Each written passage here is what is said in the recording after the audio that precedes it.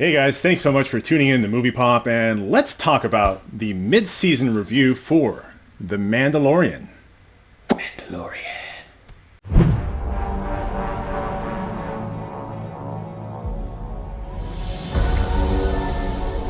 Is the world more peaceful since the revolution?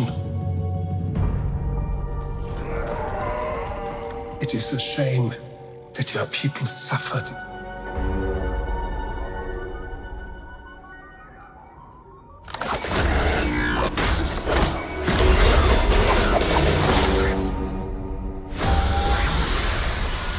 But bounty hunting is a complicated profession.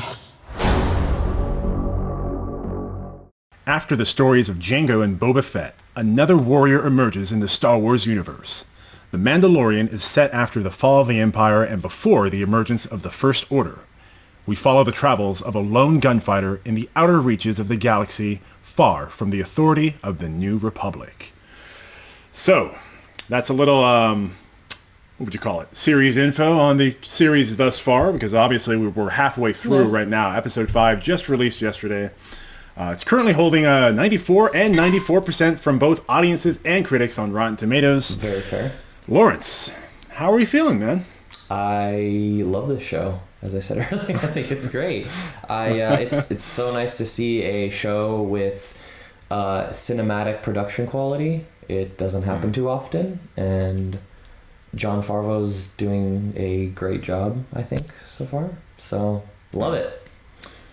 Interesting. Let me give you a little hot take here, and this might trigger the internet. I like the show. Brace yourself. I'm excited for the show. I think it's some of the best Star Wars I've seen in a long time. And that probably includes all of the new trilogy saga films. Oh, yeah. Those weren't very good, honestly. So far, they've been mediocre. Right. Because there's a lot of legacy stuff you have to deal with, a lot of lore you have to deal with, and obviously the narrative that they're pushing on those films thus far has been in contradiction to the aforementioned. So at least with The Mandalorian, we more or less get to start off with a clean slate. For sure. So, like you said, production value quality, obviously, A-class, loving it. Yeah, very good. Yeah. So visually, breathtaking. Here's the issue I have with the series thus far, though.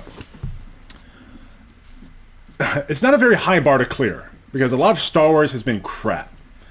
And this is dating back to the prequels. So, and even before the prequels, with the original saga, Star Wars, and I don't know if you're a Star Wars or Star Trek guy, but Star Wars is the dumb man Star Trek. So I've never been one to focus. But you know what? It's the goddamn truth.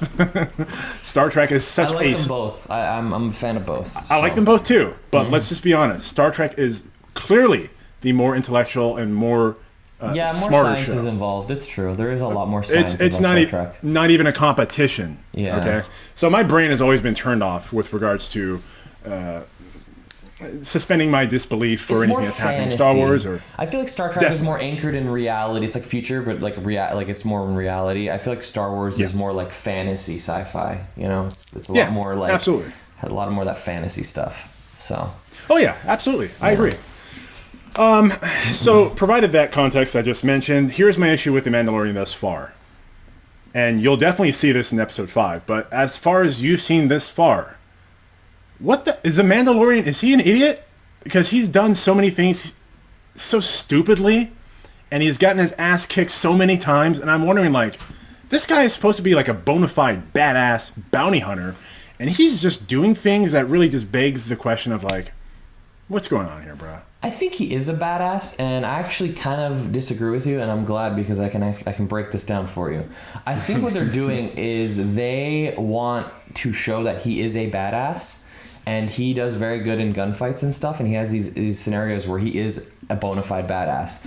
But then they also want to bring you back to reality and be like, this guy is not a Jedi. This guy is not an all-powerful being of the Star Wars universe. He is still human at he's a good fighter, but he's still human underneath. So him fighting these creatures and things that are way larger than him, that he probably doesn't have too much of a is not used to fighting stuff that's not on his level. It shows that he's still human. This guy can be killed. That's how I take it. No. I'm gonna take it. Okay. Baby Yoda, no, you get out of here, Baby Yoda. You're fucking useless. How dare you? I love Baby Yoda. The internet died when they saw Baby Yoda. But okay, let me give you a couple examples. Okay. The episode when he, I think it's either the first or second one, where he goes to that compound to get Baby Yoda. If it wasn't for IG-88 being there, and just happenstance and luck that he was able to shoot another enemy who had like a gunfire turret, and then the Mandalorian could get on that and like demolish all those people there, the Mandalorian would have had his ass handed to him. He would have been dead. So where was the forethought and the planning? Obviously, if you're seeking out this bounty, you know there's going to be a lot of people at a compound guarding it. What was his plan? Go in there guns blazing as an individual? I think that was his original plan. I mean, sure, IG-88 did That's do a work. stupid plan. IG-88 did do work, but he also fucking wanted to self-destruct the entire scene. He had already given up since the beginning. But the issue is not, then that's fine. But yeah, but and IG-88 clearly is an idiot droid. But I'm talking about the Mandalorian, like. Yeah, but I mean that's how he does in all the other episodes. I mean, where he, there's the episode where he recovers, he fights all these stormtroopers. He goes in guns blazing. He's fine. I think he would have been fine solo because he starts the fight and he ends it very thoroughly as well. He shoots a lot of guys and he eventually like wipes all of them out because he gets on the turret, and that's complete that's happenstance. That's chance. It's not like he knew that was there. Fight. He's not even able to fight by the end of it. So he's like, all right, You're saying IG-88 was the heavy lifting initially?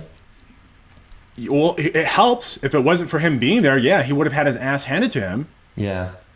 And then he didn't know that gun turret was going to be there. So then what was his plan? How is he going to overpower? He might have just taken we don't know. He might have just taken longer to fight them. IG-88 just sped up the process.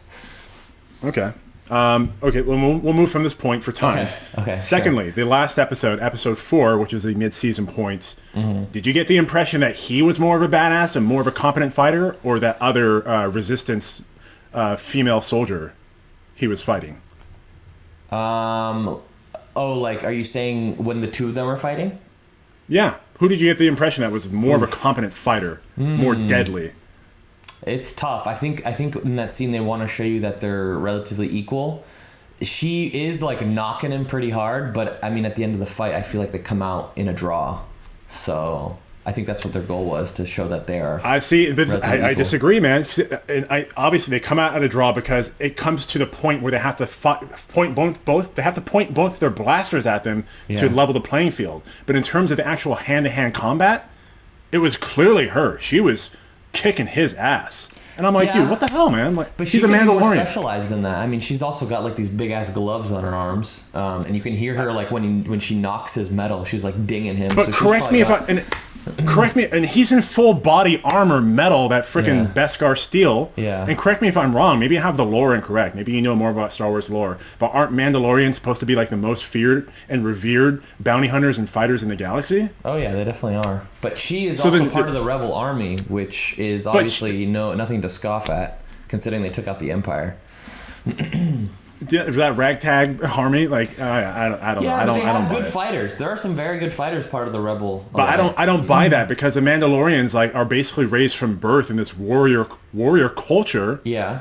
So you're telling me like we don't know that much about her backstory though. We just know she's a rebel fighter, but we don't know that much of why she's such a good fighter, what her training entails, how long she's. I mean, they tell you a little bit, they give you tidbits. Sure. But we don't know. Yeah, he's a Mandalorian. We know all about him and his past, but we really don't know that much of her training. She could have had just as much as he did. We don't know that. Yeah. You know? All right. I think they're kind of sculpting her to be like a Mandalorian equivalent fighter. I mean, it's also Gina Carano. So we will agree to disagree. Sure, that's fair. And as is such for Star Wars fans to be diametrically opposed and having opposing opinions, clearly me and Lawrence are on opposite spectrums about this. Yeah, for sure. I want to kind of wrap it up here, but I don't know if you have anything you wanted to add with regards to your thoughts on the season as a whole at this midway point. Just like I really enjoy it so far. I hope it. I told you earlier, I'm kind of worried that it's going in the wrong direction. I want to make sure, because I think the first 3 or so episodes I was so engaged. I was so excited to watch them, and it kept delivering.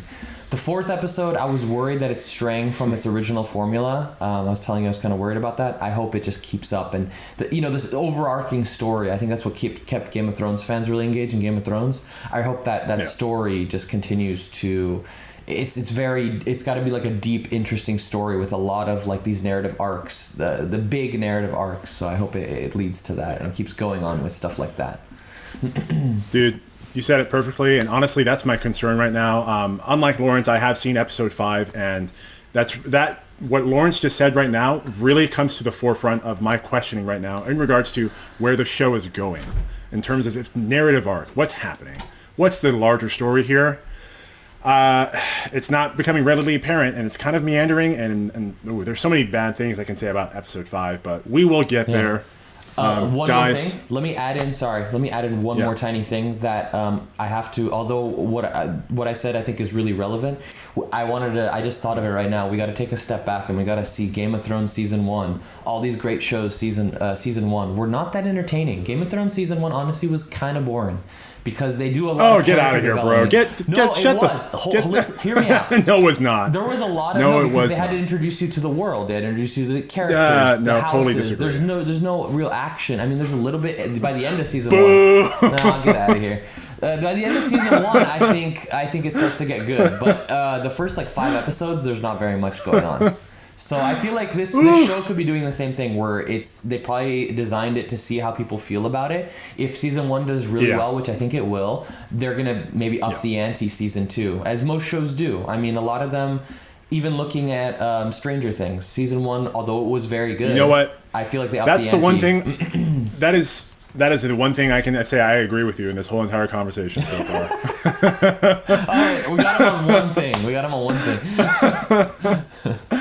All right, man, let's wrap this bad boy up here. Sure. Guys, that's our review for The Mandalorian, streaming on Disney Plus, the mid-season review.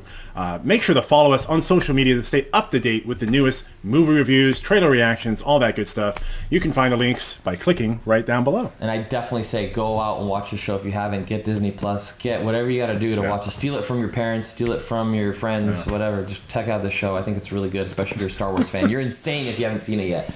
And as always, guys, we really appreciate you tuning in. Like, subscribe, comment, give us all that good stuff. Just even watching our videos, it means so much to us. And, of course, thank you for tuning in to us.